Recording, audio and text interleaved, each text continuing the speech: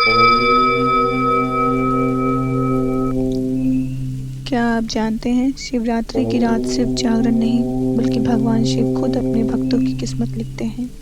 और इस रात की गई एक छोटी सी भी पूजा करोड़ों पापों को नष्ट कर देती है।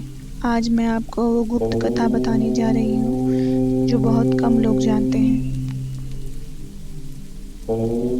इसलिए वीडियो को अंत तक देखें और अंत में हर हर महादेव जरूर लिखें। धन्यवाद। पूर्व काल में चित्रभानु नामक एक शिकारी था। जानवरों की हत्या करके वह अपने परिवार को पालता था। वह एक साहूकार का कर्जदार था, लेकिन उसका ऋण समय पर ना चुका सका। क्रोधित साहूकार ने शिकारी को शिवमठ में बंदी बना लिया। संयोग से उस दिन शिवरात्रि थी। शिकारी ध्यान मग्न होकर शिव संबंधी धार्मिक बातें सुनता रहा। चतुर्दशी को उसने शिवरात्रि व्रत की कथा भी सुनी। शाम होते ही साहूकार ने उसे अपने पास बुलाया और ऋण चुकाने के विषय में बात की। शिकारी अगले दिन सारा ऋण लौटा देने का वचन देकर बंधन से छूट गया। अपनी दिनचर्या की भांति वह जंगल में शिकार के लिए निकला, लेकिन दिन भर बंदी गृह में रहने के कारण भूख प्यास से व्याकुल था। शिकार खोजता हुआ वह बहुत दूर निकल गया। जब अंधकार हो गया तो उसने विचार किया कि रात जंगल में ही बितानी पड़ेगी। वह वन एक तालाब के किनारे एक बेल के पेड़ पर चढ़कर रात बीतने का इंतजार करने लगा। बिल्व वृक्ष के नीचे शिवलिंग था जो बिल्व पत्रों से ढका हुआ था। शिकारी को उसका पता न चला। पड़ाव बनाते समय उसने जो टहनियाँ तोड़ी वो संयोग से शिवलिंग पर गिरती चली गई। इस प्रकार दिन भर भूखे प्यासे शिकारी का व्रत भी हो गया और शिवलिंग पर बिल्व पत्र भी चढ़ गए।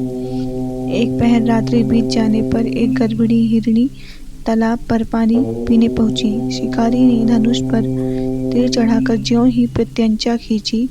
हिरणी बोली, मैं गर्भिणी हूँ, शीघ्र ही प्रसव करूंगी। तुम एक साथ दो जीवों की हत्या करोगे जो ठीक नहीं है। मैं बच्चे को जन्म देकर शीघ्र ही तुम्हारे समक्ष प्रस्तुत हो जाऊंगी, तब मार लेना। शिकारी ने प्रत्यंचा ढीली कर दी और हिरणी जंगली झाड़ियों में लुप्त हो गई। प्रत्यंचा चढ़ाने तथा ढीली करने के वक्त कुछ बिल्व पत्र अनायास ही टूटकर शिवलिंग पर गिर गए। इस प्रकार उससे अनजाने में ही प्रथम प्रहर का पूजन भी संपन्न हो गया। कुछ ही देर बाद एक हिरणी उधर से निकली। शिकारी की प्रसन्नता का ठिकाना न रहा। समीप आने पर उसने धनुष पर बाण चढ़ाया। तब उसे देख हिरणी ने विनम्रता पूर्वक निवेदन किया, हे शिकारी, मैं थोड़ी देर पहले ऋतु से निवृत्त हुई हूँ, कामातुर विरहिणी हूँ, अपनी प्रिय की खोज में भटक रही हूँ। मैं अपने पति से मिलकर शीघ्र ही तुम्हारे पास आ जाऊंगी। शिकारी ने उसे भी जाने दिया। 2 बार शिकार को खोकर उसका माथा ठनका। वह चिंता में पड़ गया। रात्रि की आखिरी पहर बीत जा रहा था। इस बार भी धनुष से लगकर कुछ बेल पत्र शिवलिंग पर जा गिरे तथा दूसरे पहर की पूजन भी संपन्न हो गई। तभी एक अन्य हिरणी अपने बच्चों के साथ उधर से निकली। शिकारी के लिए यह स्वर्णिम अवसर था। उसने धनुष पर तीर चढ़ाने में देर नहीं लगाई। वह तीर छोड़ने ही वाला था कि हिरणी बोली, हे शिकारी, मैं इन बच्चों को इनके पिता के हवाले करके लौटाऊंगी। इस समय मुझे मत मारो। शिकारी हंसा और बोला, सामने आए शिकार को छोड़ दूं, मैं ऐसा मूर्ख नहीं।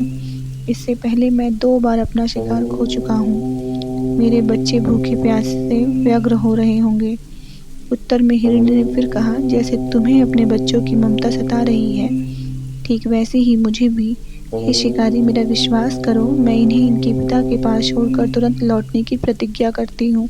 हिरणी का दुख भरा स्वर सुनकर शिकारी को उस पर दया आ गई। उसने उस मृगी को भी जाने दिया। शिकारी के अभाव में तथा भूख प्यास से व्याकुल शिकारी अनजाने में ही बेल वृक्ष पर बैठा बेल पत्र तोड़ तोड़ कर नीचे फेंकता जा रहा था। पाँव फटने को हुई तो एक हुष्ट पुष्ट मृग उसी रास्ते पर आया। शिकारी ने सोच लिया कि उसका ही शिकार अवश्य करेगा।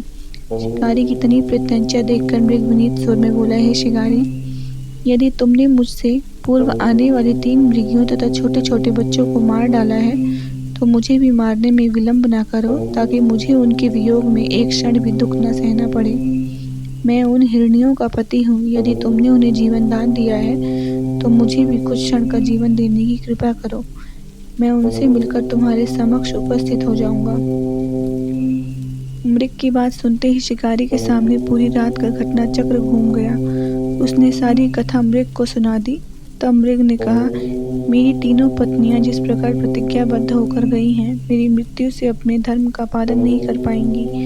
अतः जैसे तुमने उन्हें विश्वास पात्र मानकर छोड़ा है, वैसे ही मुझे भी जाने दो। मैं उन सब के साथ तुम्हारे सामने शीघ्र ही उपस्थित होता हूँ। शिकारी ने उसे भी जाने दिया। इस प्रकार प्रातः हो गई। उपवास, रात्रि जागरण तथा शिवलिंग पर बेलपत्र चढ़ने से अनजाने में ही पर शिवरात्रि की पूजा पूर्ण हो गई। पर अनजाने में ही की